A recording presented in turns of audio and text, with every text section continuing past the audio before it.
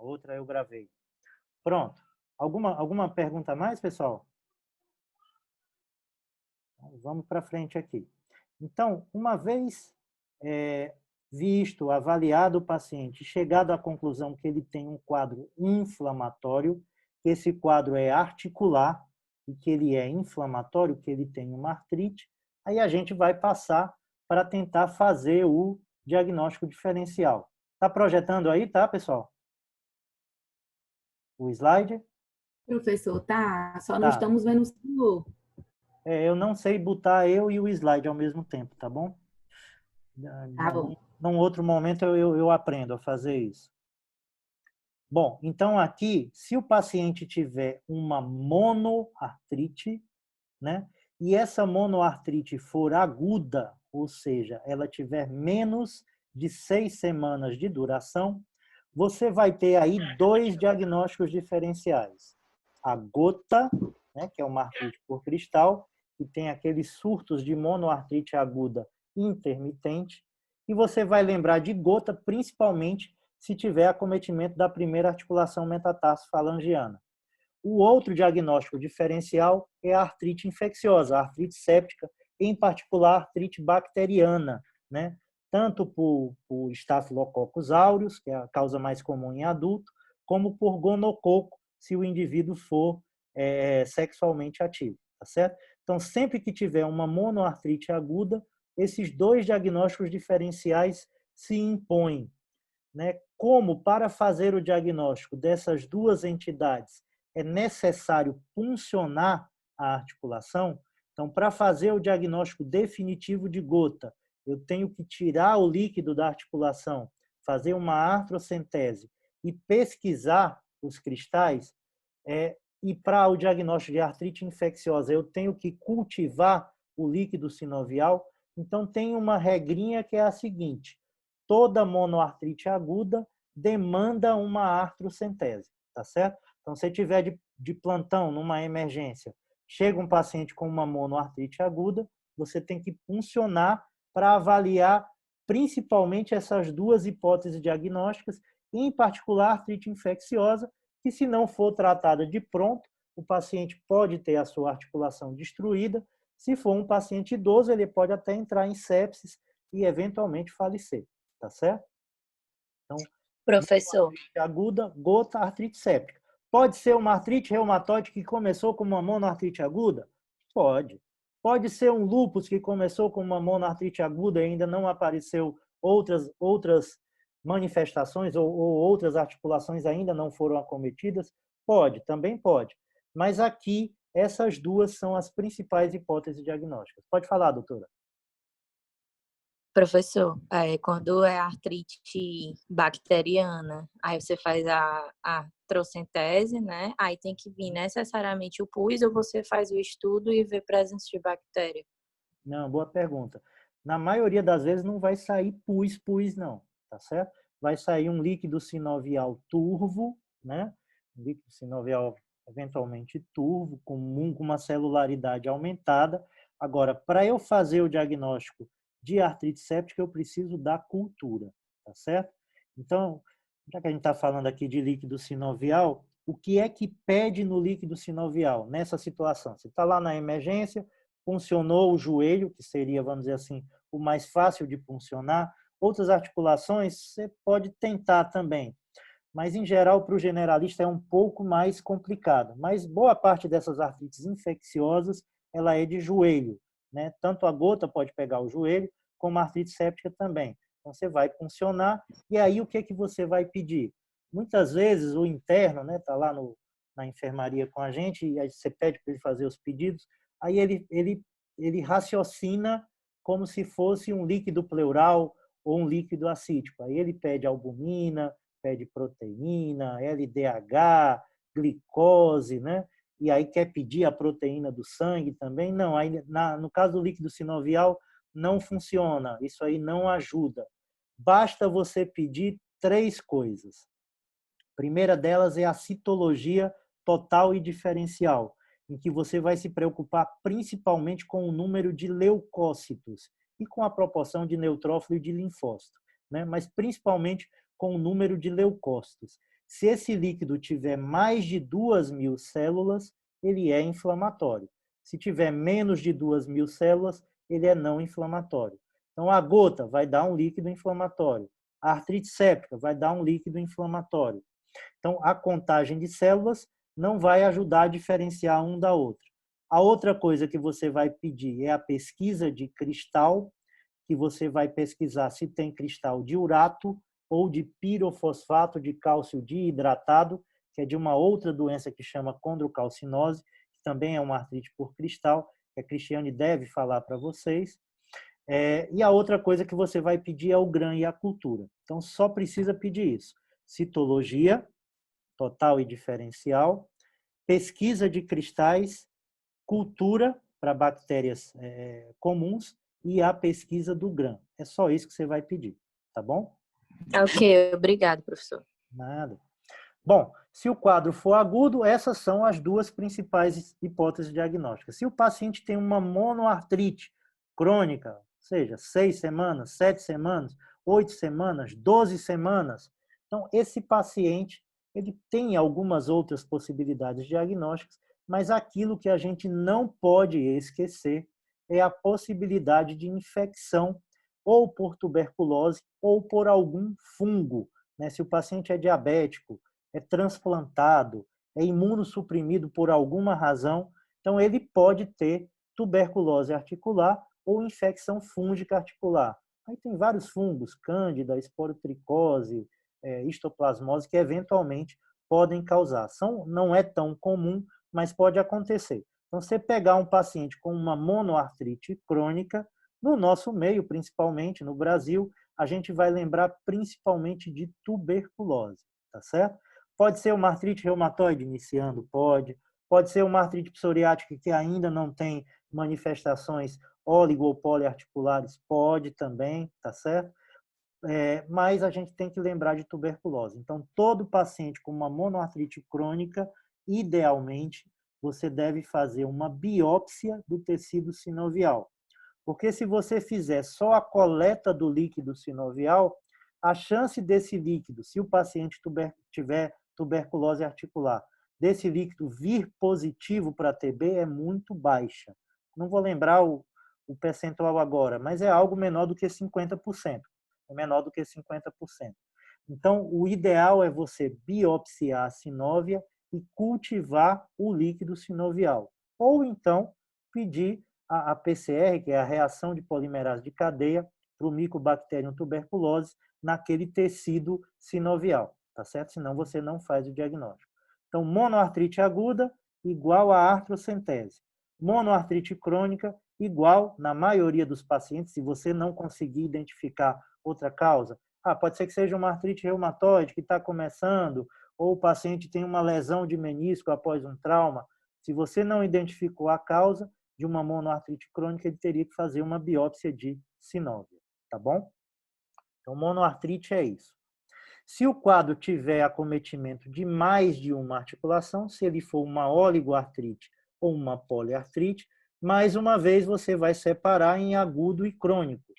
Se for agudo, se tiver menos de 6 semanas, você vai lembrar principalmente desses 3 diagnósticos diferenciais aqui, das artrites virais, da artrite infecciosa por gonococo e da febre reumática, tá certo?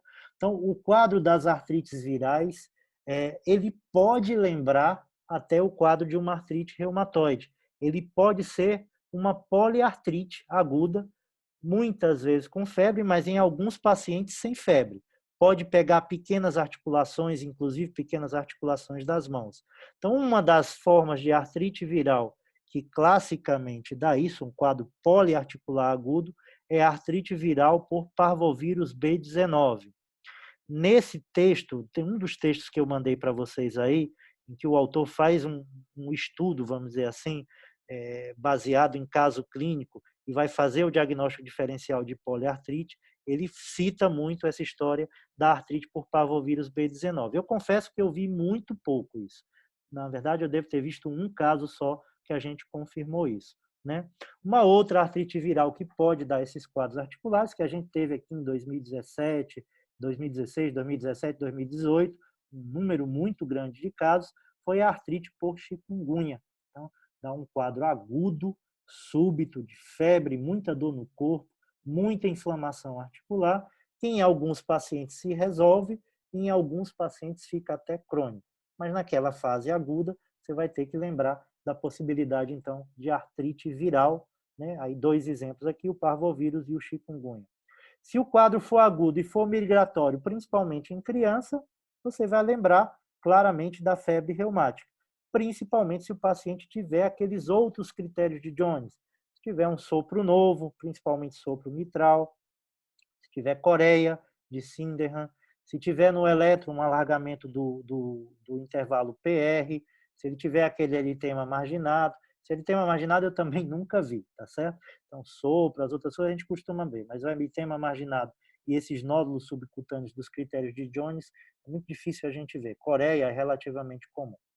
E o outro quadro é o da artrite gonocócica. Então, em geral, as artrites infecciosas elas são monoarticulares, mas a artrite gonocócica ela pode ter na sua fase inicial um quadro migratório, um quadro óligo ou poliarticular migratório.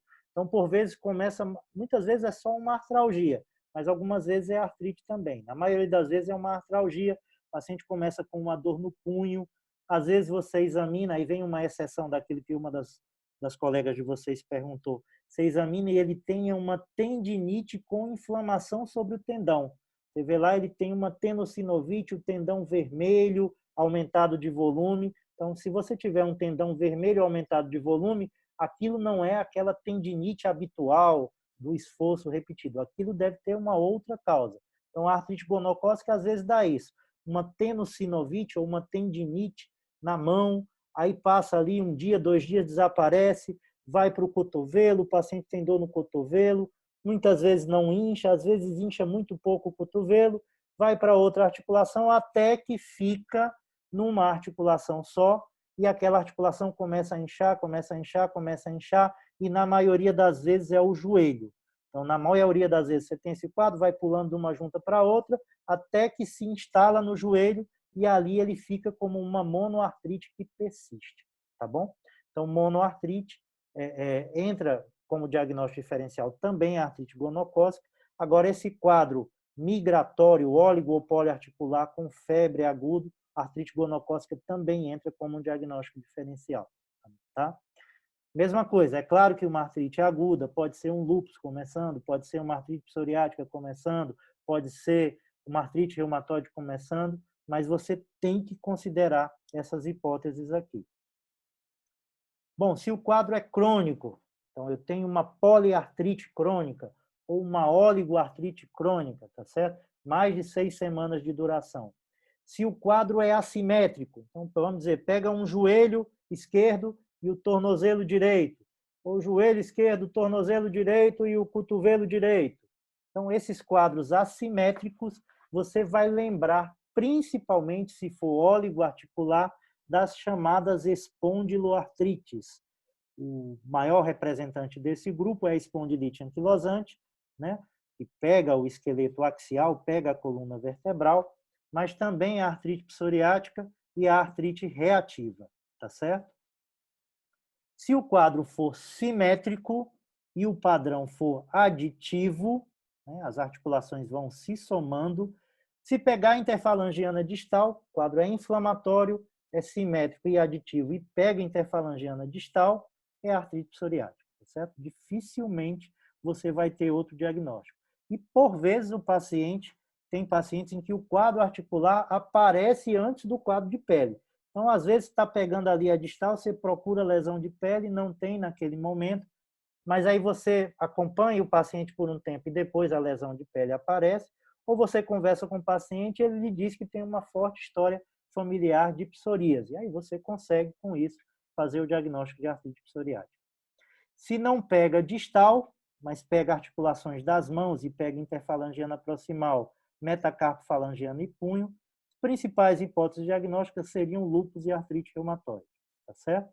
Se for migratório, se o quadro for uma poliartrite simétrica e migratória, então pega ali um punho um dia, no outro dia está pegando o outro punho, daqui a pouco está pegando 3 articulações juntas, e o quadro vai se mantendo, ele vai se arrastando pulando de lugar.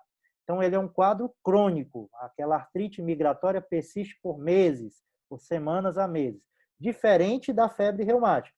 Na febre reumática, o quadro é agudo, o paciente tem, a criança geralmente tem aquele surto agudo, aquilo dura ali, aquele pula-pula de articulação, 3, 4, 5 semanas, no máximo, né?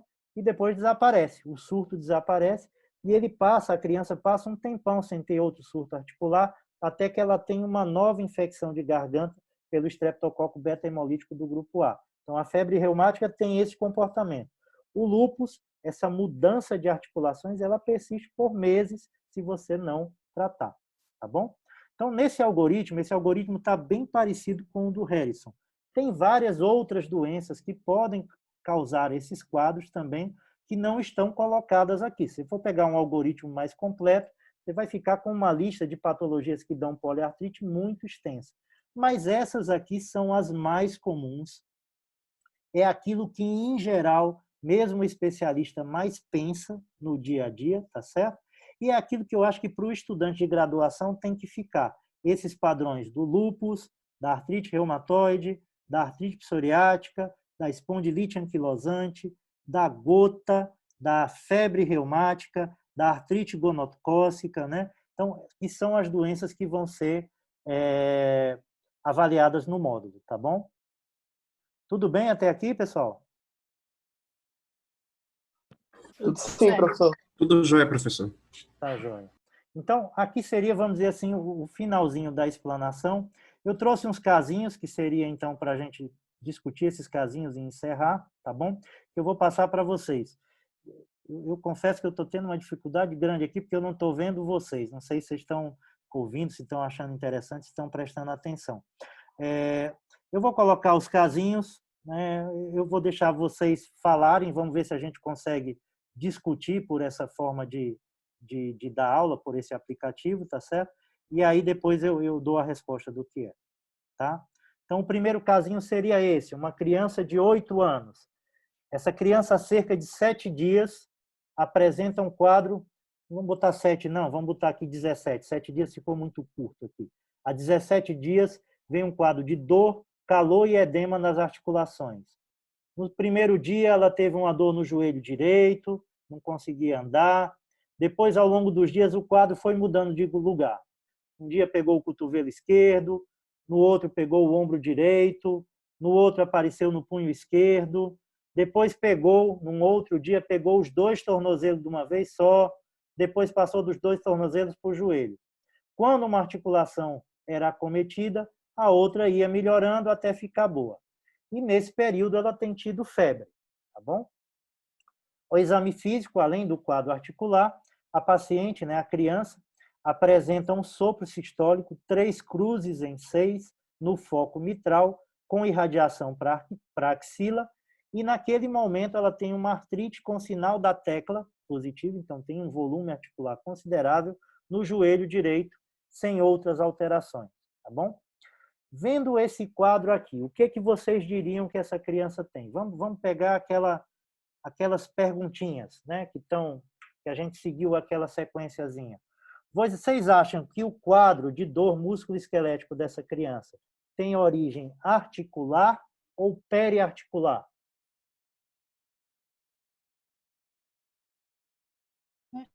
Articular.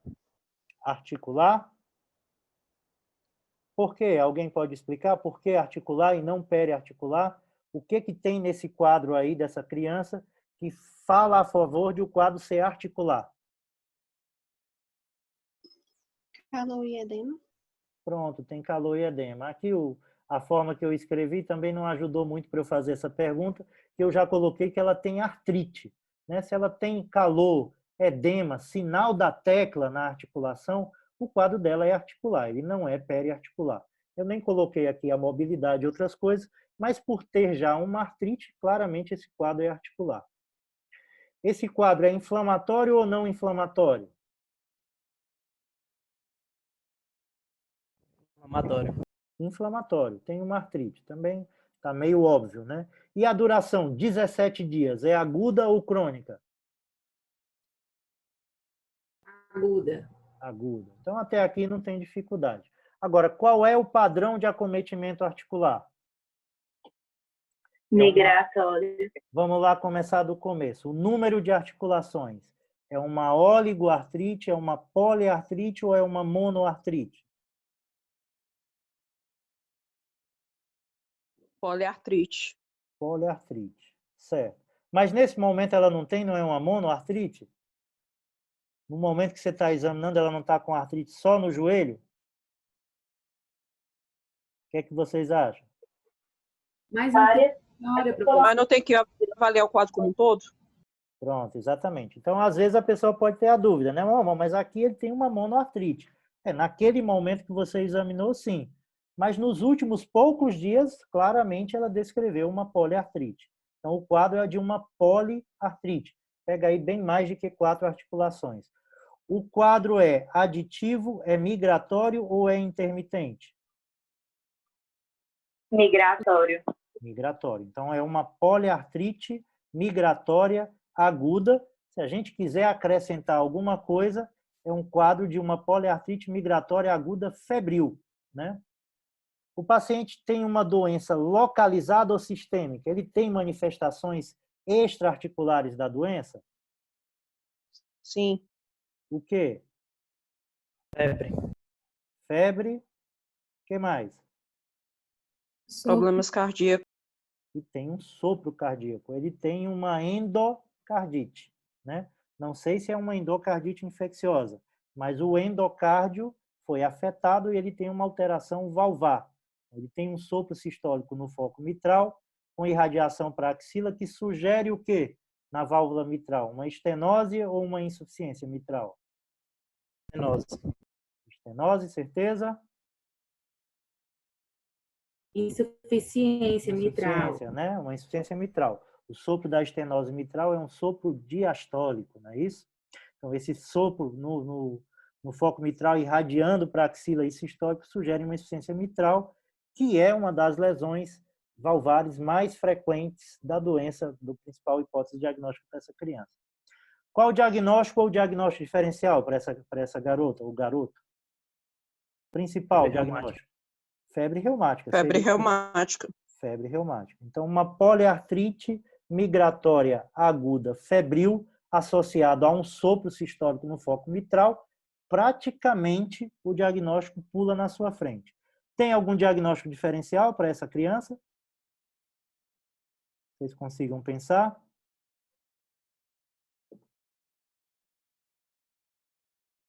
Tem um outro aí que é a endocardite infecciosa, tá certo? Então, pode ser que a criança já tenha tido um surto de febre reumática no passado, às vezes com pouco sintoma articular. O sopro que ela tem hoje já é de uma intensidade considerável, então talvez esse sopro, aí, fazendo hipótese, né? Talvez esse sopro já seja antigo, né? E ela, por alguma razão, né, talvez tenha arrancado um dentinho, feito uma manipulação dentária, pode estar com uma endocardite infecciosa. Então, a endocardite infecciosa explicaria o sopro, explicaria a febre, e a endocardite infecciosa pode dar dor articular e pode dar artrite, mas não costuma dar esse padrão migratório, tá certo? A endocardite pode dar artrite, geralmente monoarticular, até por disseminação da bactéria para aquela articulação. Você funciona lá, por exemplo, o joelho da criança e a bactéria está lá, se for uma endocardite infecciosa. Na febre reumática, não. A febre reumática é uma artrite imunológica. Ela é uma espécie de artrite reativa. Teve a infecção pelo estreptococo na garganta, o bicho pode até estar na garganta, mas ele não está na junta, não é uma artrite infecciosa. Então, a febre reumática, quando eu dou benzetacil, penicilina benzatina, eu não estou dando a benzetacil para tratar a febre reumática. Eu uso a benzetacil como profilaxia secundária de novos surtos de febre reumática. Tratamento de febre reumática da artrite é com anti-inflamatório, tá bom? Mas essa criança entra como diagnóstico diferencial, talvez endocardite infecciosa, né? Mas o padrão da endocardite não costuma ser esse padrão de artrite migratória. Mas para a gente lembrar que, eventualmente, vocês podem pegar uma criança com febre, uma artrite, um sopro. Se o padrão não for migratório e for um padrão de uma monoartrite ou de 2 articulações só, endocardite infecciosa tem que ser lembrado também, tá bom? Professor, Oi, doutora. até hoje é feita aquelas injeções dolorosas de bezetacil para a criança com febre reumática? É, sim, tem que ser feito, porque tem o risco de, durante novas infecções de garganta, a criança ter novos surtos de febre reumática. E aí, se ela não tiver doença valvar, ela pode passar a ter doença valvar e mais para frente precisar, inclusive, de troca valvar, de cirurgia cardíaca. Ou, se ela já tiver uma lesão valvar, se ela tiver um novo surto de febre reumática, essa lesão valvar ela pode piorar, tá certo? Então, tem indicação. Você usa a cada 21 dias. No momento, não tem, assim, nenhum substituto. Na verdade, tem. Você pode usar a tetraciclina, por exemplo, oral, né? Mas a aderência ao tratamento é baixa. A pessoa tem que tomar um comprimido todo dia, né? Principalmente criança. Então, a aderência ao tratamento acaba, não sei se é aderência ou adesão, acho que o melhor termo é adesão. A adesão ao tratamento acaba sendo baixa. Então, a penicilina benzatina ainda é a profilaxia primária, secundária, preferencial para essas crianças. Agora, se tiver alergia à penicilina, bom, aí você pode usar, por exemplo, a eritromicina, mas teria que usar diário. É um pouco mais complicado você pegar uma criança de 8 anos e mantê-la tomando um comprimido de antibiótico até os 18 anos, por exemplo. Então, usar a benzetacil a cada 21 dias ainda é, vamos dizer assim, é efetivo e tem uma boa adesão das crianças, né? É o que você consegue a melhor adesão, tá bom? Ok. Vamos para os próximos casinhos aqui para ilustrar a mesma coisa, aquele algoritmo, né? Então, uma mulher de 38 anos com uma poliartrite simétrica e aditiva com acometimento de mãos. Então, nas mãos, pega o quê? Interfalangianas proximais, esse IFP, metacarpofalangianas e punhos, né? Não pega interfalangiana distal. Então, pega a mão, punho, metacarpofalangiana e interfalangiana proximal, pega joelhos, pega tornozelos e a paciente refere uma rigidez matinal de 2 horas. Acorda pela manhã com uma rigidez de 2 horas, há 2 meses. Então, aqui eu já estou dizendo que é uma poliartrite simétrica aditiva que pega pequenas articulações das mãos numa mulher de 38 anos. Quais são os principais diagnósticos diferenciais aqui para esse quadro?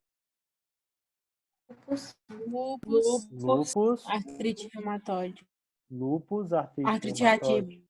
artrite reumatoide, artrite reativa, mais algum? Psoriática. E artrite psoriática. Então, aqui, o caso está sendo passado aqui, eu estou falando só de articulação. Eu não sei se esse paciente, ou essa paciente, na verdade, se ela tem outras queixas, se elas têm outras manifestações, tá certo? Então, você vai ter que perguntar se ela tem fotossensibilidade, se ela tem alopécia, se ela tem lesão na face, se ela tem racha malar, se tem alteração urinária, se tem dor pleurítica, tá certo? Se tem úlcera na boca, se tem afta oral recorrente, se tem lesão de psoríase, você vai ter que examinar a unha para ver se não tem lesão de psoríase, tá certo? Então, principal hipótese diagnóstica aqui, sem ter outras manifestações, só o quadro articular, seria a artrite reumatoide, seria a primeira. Uma poliartrite simétrica e aditiva, né? Pegando pequenas articulações das mãos, crônica, com 2 meses de evolução, uma rigidez aí prolongada. A artrite reumatoide é a principal, é a primeira hipótese diagnóstica. Lúpus seria a segunda, e aí lhe caberia você ir atrás se o paciente tem outras manifestações clínicas. A artrite psoriática também pode ser. Então, ela pode pegar a interfalangiana distal, mas não é obrigatório. Ela pode ter esse padrão aqui.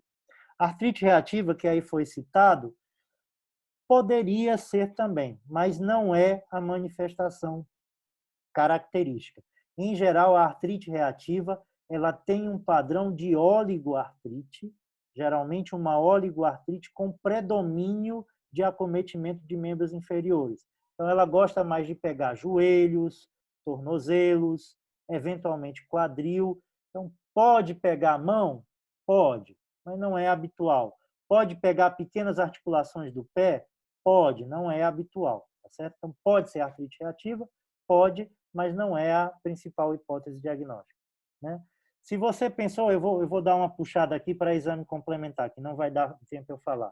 Se pensou em artrite reumatoide, que exames vocês acham que essa paciente deveria fazer para tentar fazer o diagnóstico de artrite reumatoide? O que vocês já ouviram falar? Fator reumatoide. Imunologia, aquele exame imunológico. Os exames imunológicos. Então, um dos exames um desses exames imunológicos seria o fator reumatoide.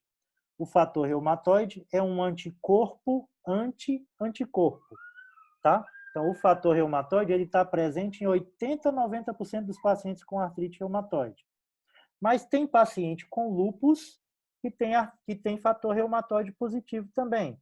Chega a dar 30 a 40%. E uma outra doença que poderia dar isso, que é a síndrome de Sjögren. 70 a 80% dos pacientes também tem o fator reumatoide positivo. Tem algum anticorpo que seja específico para artrite reumatoide, já que o fator reumatoide não é? Já ouviram falar? Não, né? Qual? É o FAM, professor. Desculpe, falhou, não ouvi. É o FAM. Não, o FAM vai estar associado ao lúpus. Então, para a artrite reumatoide, de uns anos para cá, uns 10, 12 anos para cá, tem um exame que é o anti-CCP, que é o antipeptídeo cíclico citrulinado. CCP é porque é em inglês e a gente acaba usando a sigla em inglês, é o anti-CCP. Enquanto o fator reumatoide tem uma baixa sensibilidade, tem uma baixa especificidade para a artrite reumatoide, apesar de ter uma boa sensibilidade, então a maioria dos pacientes com artrite reumatoide vai ter fator reumatoide positivo, mas ele não é específico. Paciente com lúpus tem, paciente com Sjögren tem, paciente com infecções, com endocardite infecciosa, pacientes normais, pessoas normais, 5 a 10% das pessoas normais podem ter o fator reumatoide positivo. Agora, esse anti-CCP, ele é muito específico para artrite reumatoide. Ele tem uma especificidade que se aproxima de 98%, 97%. Então, você pode pedir o fator reumatoide e pode pedir o anti-CCP se você achar que é artrite reumatoide. Se vier o fator reumatoide, Professor, artrite reumatoide pode ser, já discuto, lúpus não fica descartado, artrite psoriática também não fica descartado, porque o paciente eventualmente pode ter um fator reumatoide positivo. Agora, se vem o anti-CCP, é quase que certo que seja artrite reumatoide. Pode falar, doutor? no caso, digamos que o paciente que eu pegue, ele tenha lúpus, mas tem um fator negativo, não é? E eu ainda tenho dúvida. Falhou. Vamos dizer que o paciente que você tenha lúpus. Tenha lúpus, mas o exame laboratorial dele dá negativo, né? No caso, eu poderia pedir a proteína C reativa para ver se ele tem algum processo infeccioso. Isso ajudaria no diagnóstico? Bom, aí assim, o que é a proteína C reativa, tá certo? Então, da parte de laboratório em reumatologia, a gente pode dividir nos exames imunológicos, e eu falei 2 deles aqui, que é o fator reumatoide, que é, apesar do nome fator reumatoide, é um anticorpo anti-anticorpo, que aparece no sangue de pacientes com artrite reumatoide. Um outro exame imunológico é o FAN. FAN quer dizer fator antinúcleo. Quer dizer, um é o fator reumatoide, o outro é o fator antinúcleo. Por que chama fator? Porque na época que eles foram descobertos, não se sabia que era um anticorpo. E aí ficou por tradição, como fator, tá certo? Mas são anticorpos. Então, tem esses e tem o anti-CCP que eu falei para vocês. A proteína C reativa, em um outro exame, que é a velocidade de hemossedimentação, que é a VHS, eles são exames inespecíficos, eles são marcadores de inflamação. Nós costumamos chamá-los de provas de atividade inflamatória. Então, para que eles servem? Se eu tenho um paciente que eu estou examinando e eu tenho dúvida se o quadro dele é articular, se o quadro dele que ele tem nas articulações é inflamatório ou não inflamatório, se essa VHS, a velocidade de hemossedimentação, estiver alta ou a proteína C reativa estiverem altas, esse paciente tem um quadro inflamatório. Então, muito provavelmente, ele tem uma doença inflamatória articular, ou lúpus, ou artrite reumatoide, ou artrite psoriática, ou espondilite anquilosante, etc. Se o VHS e o PCR vêm normais, não descarta que ele tem um quadro inflamatório, porque às vezes no início, nos quadros iniciais, eles não sobem tanto, tá certo? Uma artrite reumatoide inicial, às vezes o VHS vem praticamente normal. Mas se ele vem normal e repete e vem normal de novo, muito provavelmente o quadro não é inflamatório. Então, VHS e PCR servem para lhe ajudar a definir se o quadro é inflamatório ou não inflamatório, tá certo? Agora, são exames inespecíficos, como você falou. Então, se eu tiver uma infecção, se eu tiver uma pneumonia, né? Então, esse PCR pode subir. Se o paciente tem uma erisipela, esse PCR pode subir. Então, ele tem que ser interpretado, claro, dentro do contexto clínico. No caso aqui, eu já tenho um paciente que, pela clínica, ele tem um quadro inflamatório. Ele tem uma poliartrite. Eu já detectei no exame físico que ele tem uma poliartrite. Ele tem uma rigidez matinal. Então, o quadro é inflamatório. Eu espero aqui que esse VHS e PCR estejam altos. Então, muito provavelmente, eles vão vir altos. E aí, eles vindo altos, eles não me ajudam a dizer que o paciente tem lúpus. Eles só ajudam a dizer que ele tem um quadro inflamatório. Se eu acho que é lúpus, o exame que vai me ajudar é o fator antinúcleo, que é o FAN, né?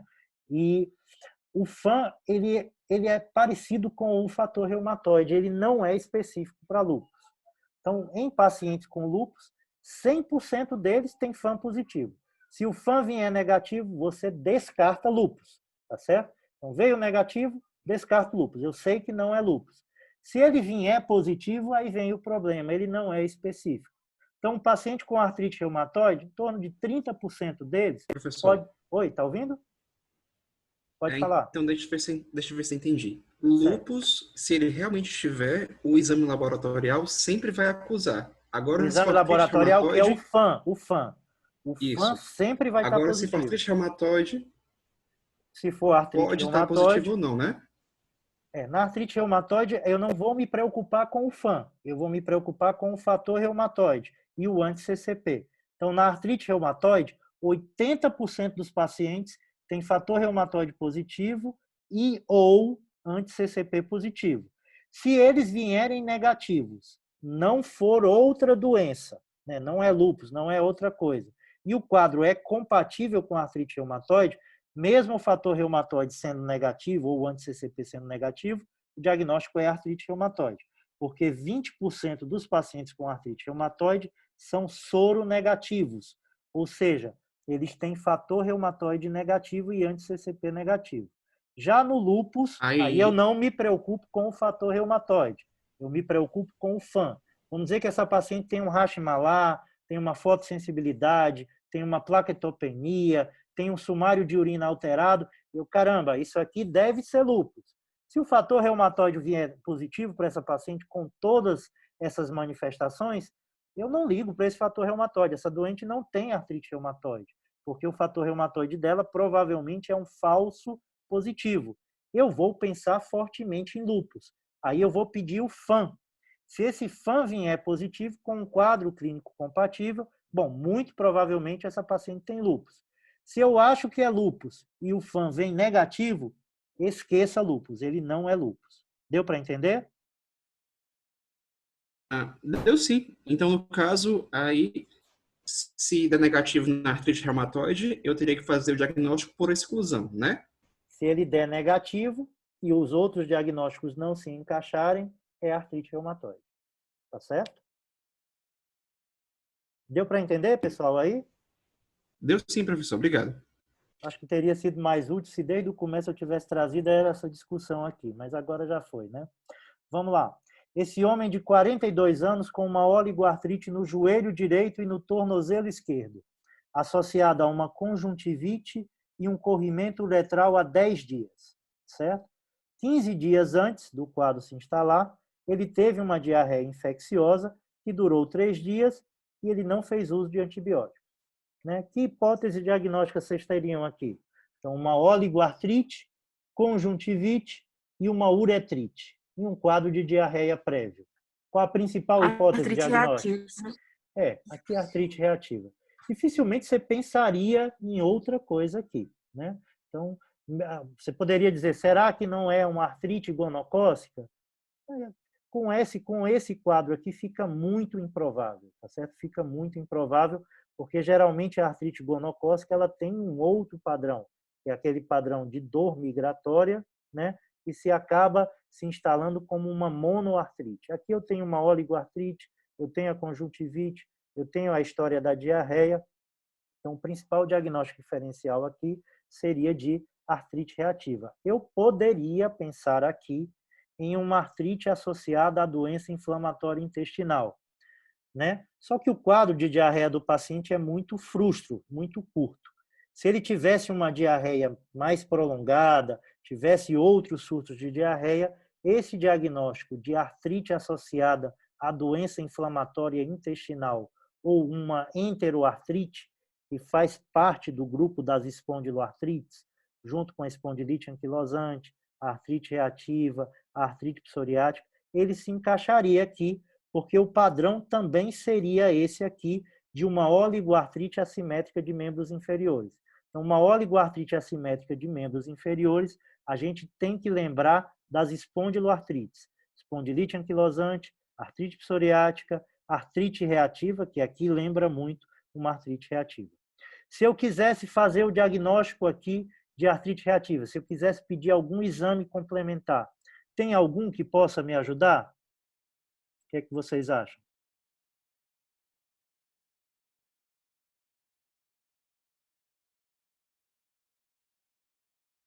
Alguém tem alguma sugestão?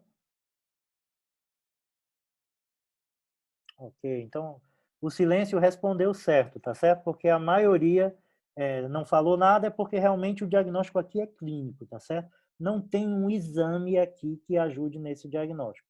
Você pode, eventualmente, se o paciente não tivesse diarreia, né, se você achasse que era uma uretrite por clamídia, fazer a cultura uretral para clamídia, trachomatis, tá certo?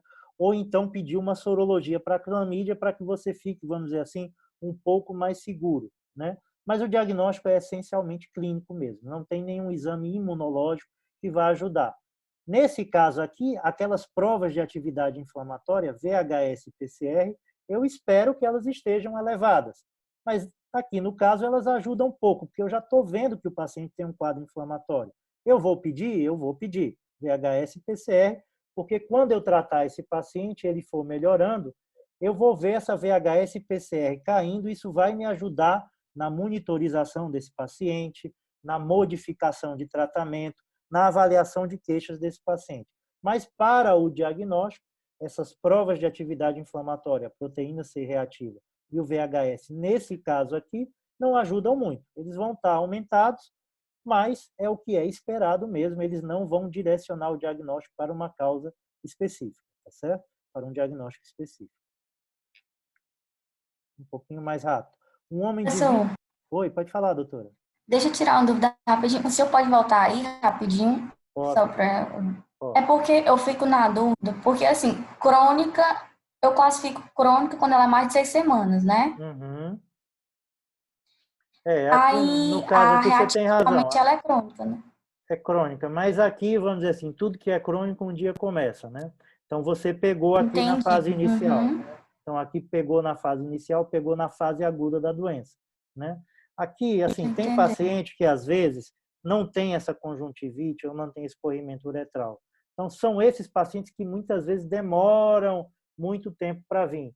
Porque agora o paciente está com o olho vermelho, está com corrimento uretral, esse paciente, nesse caso aqui, ele costuma procurar o médico logo. Quando é uma artrite, muitas vezes ele demora para procurar o médico, fica tentando tomar anti-inflamatório, fazer massagem, etc. Né? Mas nesse caso aqui, por isso, vamos dizer assim, que você está pegando aqui numa fase aguda. Mas você tem razão, naquele algoritmozinho estava falando de crônico, mas aqui você pegou um caso crônico, né, que você espera que seja crônico, na sua fase aguda, tá bom? Tá, obrigada. Bom, outro casinho aí, um homem de 23 anos, há 15 dias com uma poliartralgia migratória, né? Então, ele começou sentindo dor primeiro nas mãos, depois nos cotovelos, depois nos quadris, depois nos pés. Então, ia mudando de lugar, mas o paciente não descreve sinais inflamatórios. Então, ele estava bem, de repente, começou a ter uma dor na mão que incomodava, mas ele olhava, não via muita coisa. A mão melhorou, passou para os cotovelos. Puxa, está doendo, mas eu não fiz exercício, não fiz nada, e estou com essa dor aqui, mas não inchou. Os quadris, os pés, mas há 3 dias ele está com o joelho inchado, com uma monoartrite no joelho direito. Você foi lá, examinou e viu que ele está com uma monoartrite no joelho direito. E há 2 dias ele tem febre, tá certo? Então é um quadro agudo de uma poliartralgia migratória e que agora se apresenta como uma monoartrite aguda febril, num homem jovem. Principais hipóteses aí, o que vocês acham que pode ser?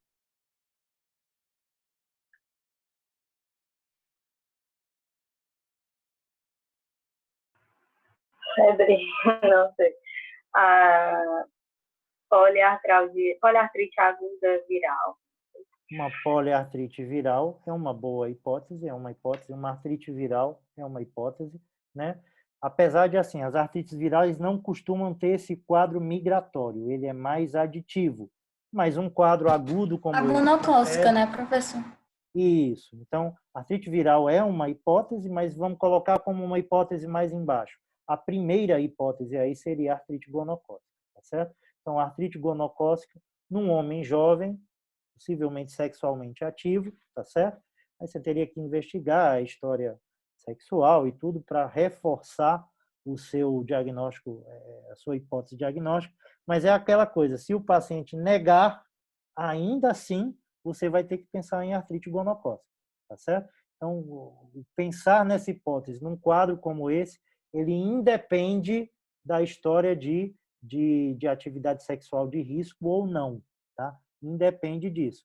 E muitos pacientes com artrite gonocócica não têm corrimento uretral, tá certo? Então, uma boa parte deles não tem corrimento uretral. Então, pode se apresentar somente com esse quadro migratório que se instala ali como uma monoartrite há 3 dias no joelho direito, tá? E com o quadro febril. Então, uma artrite gonocócica seria a primeira coisa. Segunda coisa, com esse quadro migratório, você poderia pensar, talvez, em febre reumática ou em uma artrite reativa pós-estreptocócica, né? Que seria a febre reumática do adulto. Poderia, né? Poderia estar ali há 3 dias com uma monoartrite de joelho, quem sabe não fosse mudar para outro canto. Então, seria uma hipótese também. E a artrite viral seria a nossa terceira hipótese. Diante dessas 3 hipóteses, né? Artrite gonocócica, febre reumática e uma artrite viral, que exame que vocês pediriam para esse paciente? Qual seria o exame que ajudaria mais no diagnóstico desse paciente? Você pediria um hemograma, provavelmente vai dar uma leucocitose, né? Você pediria VHS-PCR, muito provavelmente a proteína C reativa vai estar alta. Com 15 dias, a VHS está começando a subir, ela não vai estar muito alta ainda. Então, isso você já pediu. Mas que exames vocês pediriam para fazer, por exemplo, o diagnóstico de artrite gonocócica? A artrocentese. Artrocentese, perfeito. Punção articular com cultura. Aí você, além de pedir a cultura para germes piogênicos, se você quiser pedir, você pode pedir também, né? Nesse artiguinho que eu mandei para vocês, ele vai até falar de quadros poliarticulares associados a artrites bacterianas, por exemplo, por Staphylo aureus. Então, você pode, já que você já colheu, já pede a cultura para germe piogênico. Mas não coloca só cultura, porque se você colocar só cultura, eles só vão fazer para germe piogênico. Você tem que pedir também especificamente a cultura para gonococo, porque o meio de cultura, de cultivo para gonococo é diferente. Tem que ser aquele meio que chama Thayer-Martin ou Agar-chocolate, que normalmente não é semeado se você não pedir. Então, se pensar em artrite gonocócica, funcione, envie o líquido para cultura e peça cultura para gonococo. Só que vocês vão ter aula com a Cristiane, a positividade não é 100%. Então, muitas vezes, talvez gire em torno de 70%, num quadro como esse aqui, 60%, 70% de positividade da cultura, porque o gonococo é ruim de cultivar no laboratório de microbiologia. Então, muitos desses pacientes com suspeita de artrite gonocócica, a gente trata empiricamente como fosse, não dá anti-inflamatório, dá antibiótico. O de primeira escolha ainda é a ceftriaxona, que é o Rocefin. Se for uma artrite gonocócica, em 24 a 48 horas o paciente está bem, ele não sente mais nada, tá certo? Pode perguntar aí, doutora. Alguém ia É perguntar? porque deu problema no meu áudio aqui. Eu não sei se o senhor falou, mas já começa logo a tratar antes do resultado da cultura? Já. Ou só depois? Qualquer suspeita de artrite séptica, de artrite infecciosa, você colhe o material, se a suspeita for considerável, você já começa o antibiótico e espera sair o resultado da cultura, que vai sair, em geral, em 48 horas. Se for, você continua, você já iniciou e ajusta conforme o antibiograma, a sensibilidade da bactéria. Se não for artrite infecciosa, você retira o antibiótico e aí você vai buscar outras hipóteses diagnósticas, vai tratar de outra forma. Tá bom? Ok, obrigada. Vamos para frente aqui. Esse aqui é um quadro de um homem de 45 anos com um quadro hiperagudo de artrite no tornozelo direito há 8 horas, de forte intensidade, ele não tem história de trauma, ele já teve um episódio semelhante há 3 meses e há 1 ano ele teve uma artrite no primeiro pododátilo esquerdo, tá certo? Então, vamos dizer assim, vamos voltar àquela história. Esse quadro é o quê? É uma monoartrite, é uma oligoartrite, é uma poliartrite. O que esse paciente tem? É um quadro agudo, é um quadro crônico, é aditivo, migratório. Como é que vocês definiriam o quadro desse paciente, do ponto de vista de sintoma articular? Monoartrite, né? Uma monoartrite. Aguda ou crônica? Monoartrite aguda. Uma monoartrite aguda. É aditivo, é migratório ou é intermitente? Intermitente. Então, é uma monoartrite aguda. No momento, ele tem uma monoartrite, mas ele teve quadros prévios de monoartrite também. Então, é uma monoartrite aguda intermitente, né? Principal, e pega aqui articulação aí bem especial. Pododátilo é o dedão do pé, né? Pega o dedão do pé, o primeiro dedo do pé. Pega o primeiro pododátilo ou primeira metatarso falangiana. Então, qual é a principal hipótese diagnóstica aí?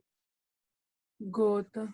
Gota. Né? Gota, dificilmente você vai sair de gota como diagnóstico diferencial aqui. Na verdade, aqui ele tem uma artrite no tornozelo direito, né? Mas você poderia pensar também em artrite infecciosa também. Ou gota ou artrite infecciosa. Qual é o exame de primeira escolha para esse paciente? A artrocentese. A Também. artrocentese. Aí você vai pedir o quê? A cultura, a citologia. A citologia, quer seja gota, quer seja infecção, vai dar muita célula, vai dar mais de 2.000 células, talvez até mais de 50.000 células. A gota pode dar e a artrite infecciosa também. O que vai lhe ajudar é a cultura e a pesquisa de cristal. Perfeito. Tá bom? Vamos para frente. Uma mulher de 22 anos apresenta um quadro de poliartrite acometendo mãos e cotovelos, além de alopécia, úlceras orais e um rache, né, uma lesão fotossensível na região malar. Reumatologista vê muito paciente com queixa dermatológica e reumatologista geralmente não sabe nada de dermatologia, tem que confessar. Então, tudo a gente chama de rache, tá certo? É um rache malar, é um rache discoide. Então, esse termo rache aí vem do inglês. Rache é qualquer coisa vermelha na pele, tá? Então, a gente usa muito esse termo de rache, né? Vem do inglês, é alguma coisa vermelha na pele. Então, é uma lesão eritematosa, né? Fotossensível na região malar. Qual é a principal hipótese diagnóstica aqui? Lúpus. Lúpus, né? Então, essa lesão, o rache em asa de borboleta, o eritema malar, ou o rache em vespertílio, que a gente pode chamar também, ele praticamente só aparece no lúpus. Tem diagnósticos diferenciais? Tem. A dermatomiosite pode dar uma lesão eritematosa na face, mas ela é diferente da lesão do lúpus, porque a lesão do lúpus não pega o sulco nasolabial, né? Mas diante desse quadro aqui, a principal hipótese é lúpus mesmo. Que exame vocês pediriam para diagnóstico dessa paciente?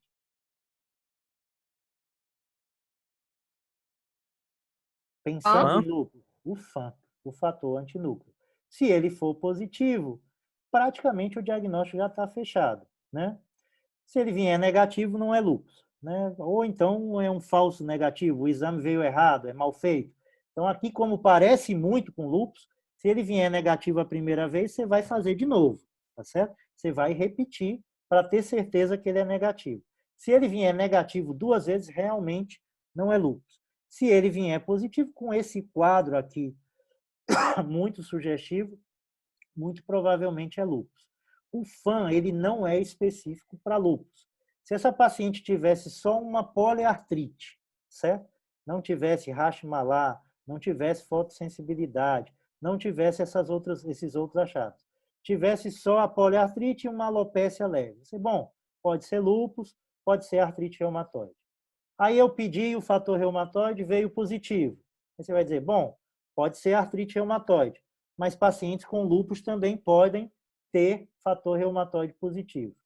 Aí eu peço o FAM, e o FAM vem positivo.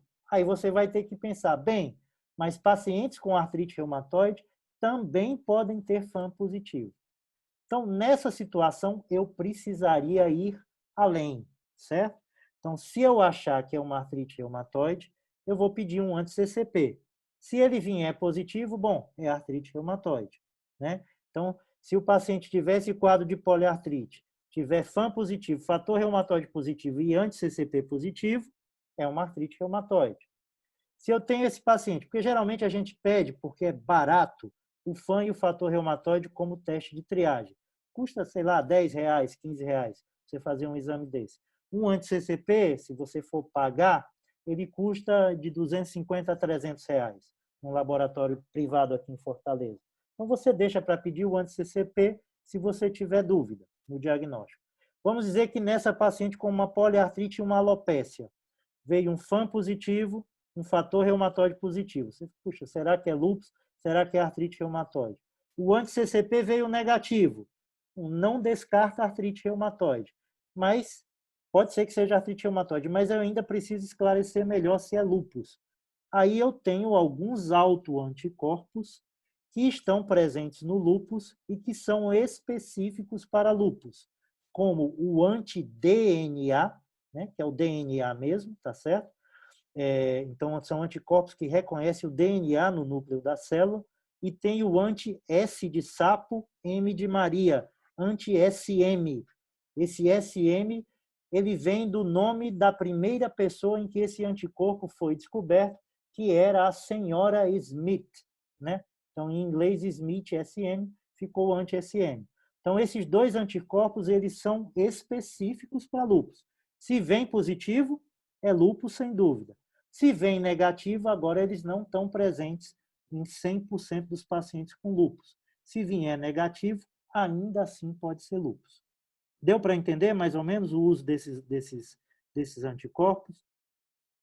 Na aula de artrite reumatoide, a gente vai voltar a discutir esses exames de laboratório, na aula de lúpus também, mas pelo menos para vocês terem uma introdução sobre isso, tá bom? Alguma dúvida nesse casinho? Algum comentário?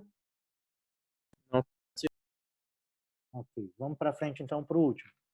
Então, um homem de 26 anos com uma artrite da 4ª interfalangiana distal direita, joelho esquerdo e tornozelo direito há 4 meses, com lesões eritematosas e descamativas no couro cabeludo.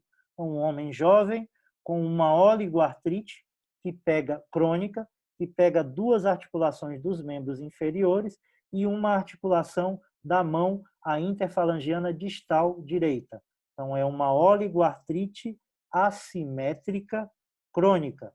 E essas lesões eritematosas e descamativas no couro cabeludo. Qual a principal hipótese diagnóstica? Psoriática. Artrite psoriática, né? Dificilmente você teria outros diagnósticos diferenciais, tá bom? Esse era o último, acho que a gente encerra aqui. Aí tem aquele como chama? Aquele quiz no Socrative, né? Socrative, né? Deixa eu olhar aqui, porque eu não sei como é que eu faço para compartilhar. Vocês vão me ajudar, tá bom? Eu estou com ele aberto aqui. Aí tem um negócio aqui que chama Launch. Aí eu vou botar aqui. Professor, Oi. o senhor tem que enviar para a gente o nome da sala. Aí a gente Tem um nome entra no escrito nome da aqui, sala. Saraiva 8940. É isso? Pronto. Isso, aí a gente entra na sala, aí quando todo mundo tiver, o senhor libera para a gente. Então entrem aí na sala. Saraiva 8940.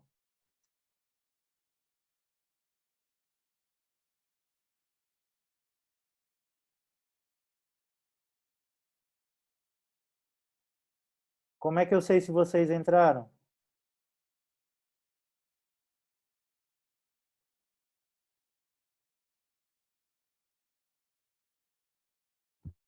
A gente Professor, não sabe, professor. Eu só acho um que o senhor instante. consegue ver o número de alunos que está na sala, professor.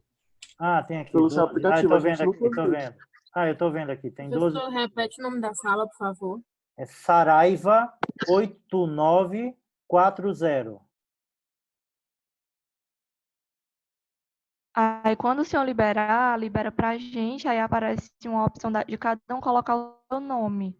Aí depois que coloca o nome, começa as questões. Aí o senhor fica acompanhando a evolução, se a gente vai terminando ou não. Entendi. Botei aí o nome da sala no bate-papo, tá bom? Saraiva 8940. Então tem 18 pessoas, eu espero entrar mais ou eu já libero? Como é que funciona? Já pode liberar, professor. O pessoal vai entrando e fazendo. O senhor tem que liberar para a gente colocar o nosso nome.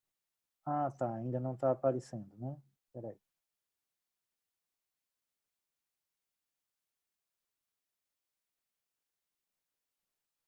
Apareceu para vocês? Apareceu. Apareceu. Ok. Aí, com esses nomes, o senhor vai fazendo, sabe quem está presente ou não. Entendi.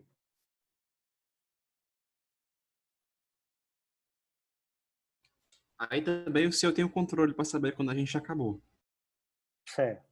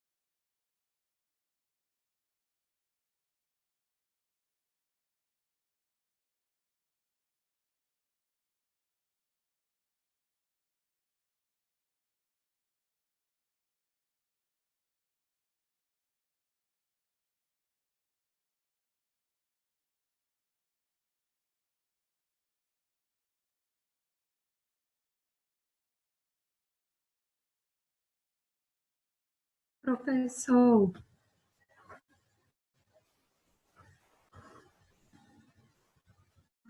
Pronto. professor, não sei o que está acontecendo, mas não tá abrindo o meu. Não está abrindo o quê? Perdão. Não está abrindo o aplicativo com o questionário do Socrative. Você não está achando a sala ou o questionário não está abrindo? O questionário está abrindo. Vou Perdão. tentar sair e entrar de novo. Certo, tenta de novo.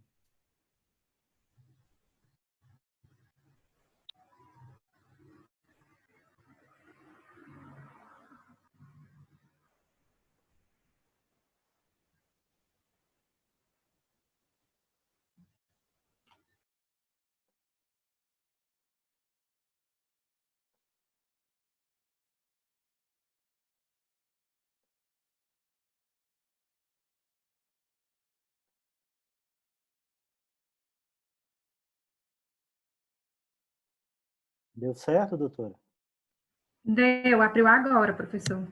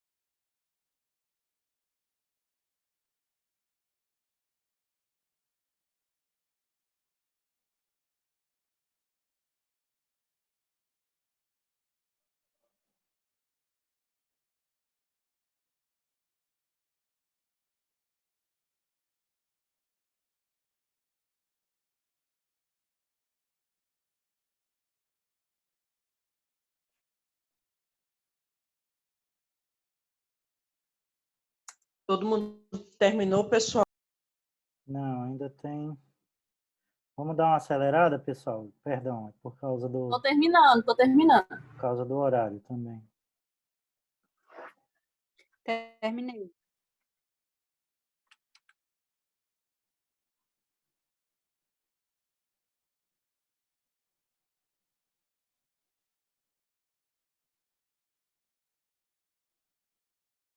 Faltam 3 pessoas para terminar.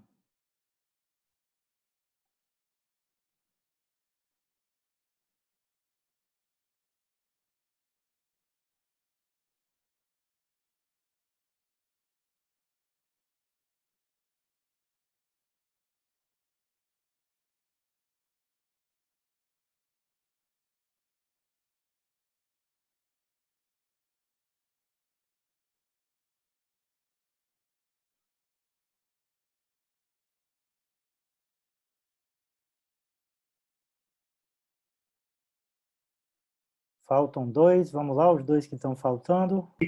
Pronto, doutor. Terminei.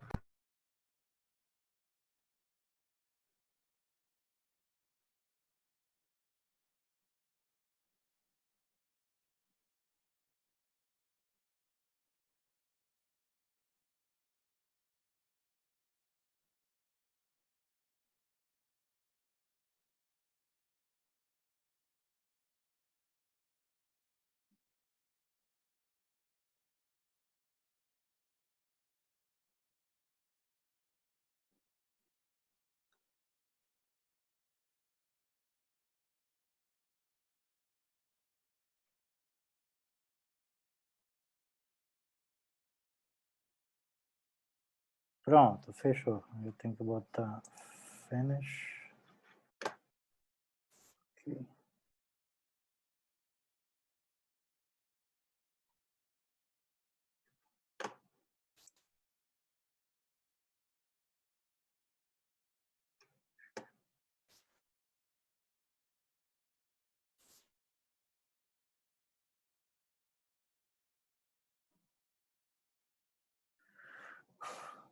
Pronto, eu finalizei aqui, está baixando aqui um relatóriozinho. Deixa eu ver se eu consigo abrir.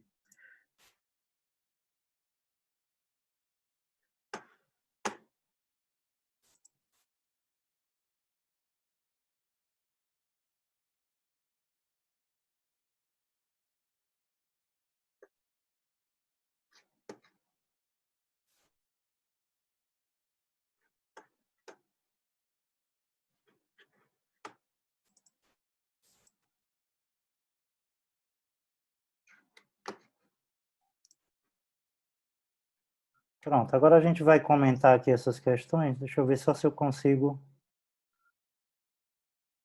entender como é que compartilha com vocês. Compartilhar. Cadê aqui? Acho que é isso aqui. Pronto, compartilhando aqui. Vocês estão vendo aqui as questões? Sim. Estamos, professor. Pronto. Essas questões aqui foram tiradas de provas anteriores, tá bom? Vamos discutir aqui rapidinho. Essa aqui, então me ajudem aqui. Isso aqui quer dizer que 12 acertaram, não é isso? Então vamos lá. Uma mulher de 28 anos, há 6 meses, com um quadro de uma poliartrite simétrica e aditiva, acometendo os 2 tornozelos, o joelho direito, cotovelo esquerdo, os 2 punhos, algumas articulações metacarpo-falangianas de ambas as mãos e algumas articulações interfalangianas proximais, bem como distais de ambas as mãos. Então, aqui é uma poliartrite simétrica e aditiva crônica numa mulher jovem que pega a interfalangiana distal. Então, pegou distal, artrite reumatoide não gosta, lúpus eritematoso sistêmico não gosta dessas articulações. A principal hipótese é a artrite psoriática. Poderia ser osteoartrite? Bom, a osteoartrite pega as articulações distais, mas essa paciente tem 28 anos, então não dá para pensar em osteoartrite para ela. A principal hipótese diagnóstica aqui seria a artrite psoriática, tá bom? Essa 2 aqui, quase todo mundo acertou, acho que não precisa nem eu comentar. Alguém quer que comente essa aqui? Alguma dúvida? Acho que não, né? Todo mundo ficou calado. Ok, professor. A terceira aqui, a terceira metade mais ou menos acertou somente, né? Então, uma mulher de 32 anos tem uma dor nos joelhos há 4 meses. E uma das hipóteses diagnósticas foi bursite da pata anserina, que é uma patologia periarticular. Então, é uma bursite, é uma doença de partes moles, um reumatismo de partes moles. Que achado é compatível com essa hipótese diagnóstica? Então, é uma doença periarticular. Então, sinal da tecla positivo? Não, o sinal da tecla vai estar positivo se eu tiver derrame líquido dentro da cavidade articular. Então, essa é falsa. Crepitações à palpação? Também não. Crepitação vai aparecer na artrose, também é intraarticular. Teste de Patrick positivo? Também não. Esse teste de Patrick serve para avaliação da articulação sacroiliaca. Então, a manobra do exame físico, que é compatível com uma patologia periarticular, é a ausência de dor à flexão passiva do joelho. Então, pode até ser que essa paciente tenha dor quando ela execute a flexão ativa do joelho. Mas se eu executar a flexão do joelho dela, como o quadro é periarticular e não articular, a gente espera que a paciente não tenha dor. Tá bom? Ficou claro aí? Alguém quer questionar alguma coisa dessa pergunta? Ficou claro. Ok, vamos para frente. A 4 e a 5 é o mesmo quadro, né? É o mesmo caso. Então, é uma mulher de 29 anos que apresenta um quadro de 2 meses de evolução. Aí vamos ver aqui. Relata que nesse período, por vezes, percebe que as articulações dos dedos incham, bem como dos punhos e dos tornozelos. Sente dor em praticamente todas as articulações, incluindo ombros, cotovelos e joelhos. Algumas vezes, algumas juntas incham e doem mais do que as outras.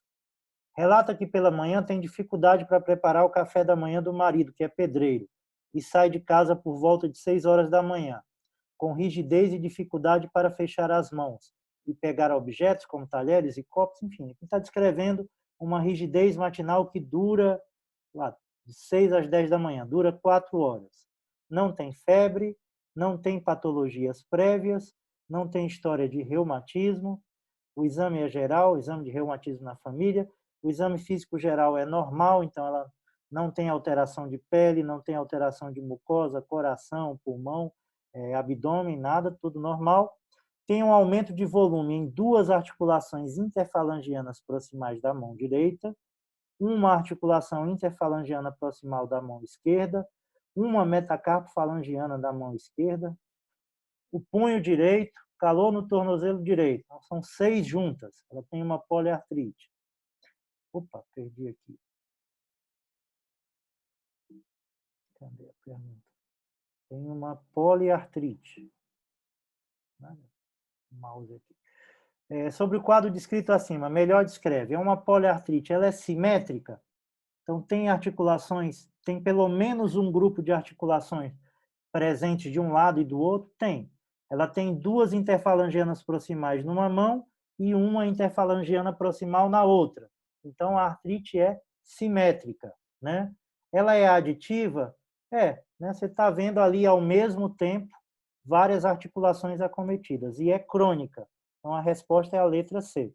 É uma poliartrite simétrica e aditiva crônica. Você vê que a paciente diz, olha, uma hora dói um canto, às vezes incha, outras incham no outro canto, mas quando você vai examinar, você está vendo ali nitidamente várias articulações acometidas ao mesmo tempo.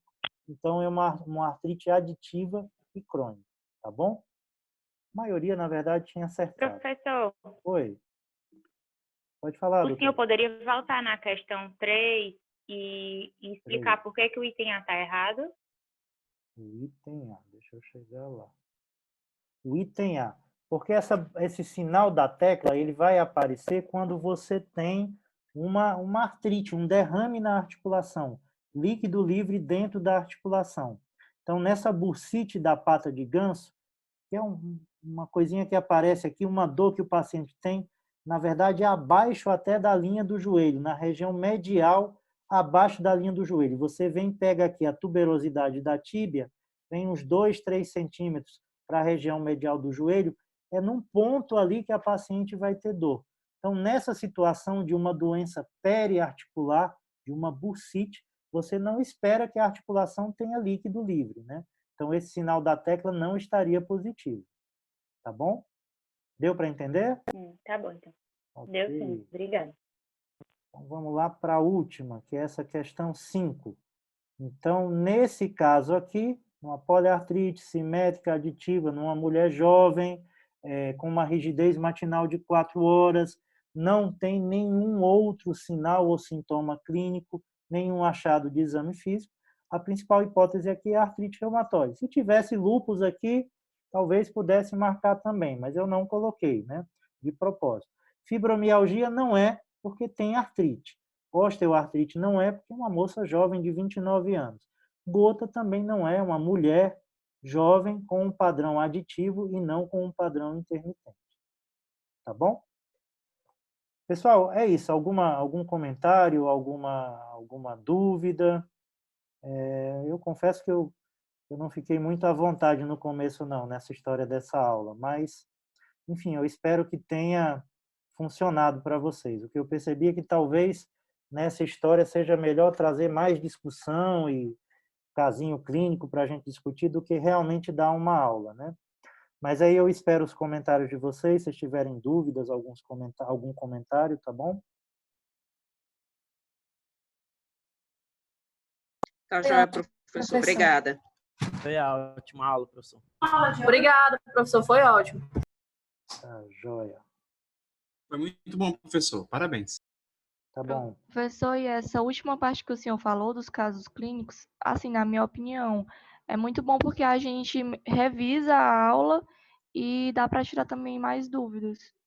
Eu acho que numa próxima vez, enfim, se persistir essa história do Covid aí, eu acho que eu vou dar a aula, como eu dei para vocês, gravada, vocês assistem, dão uma lida e tudo, e eu tento trazer uma coisa mais como esses casos, mais de discussão do que exposição mesmo, né?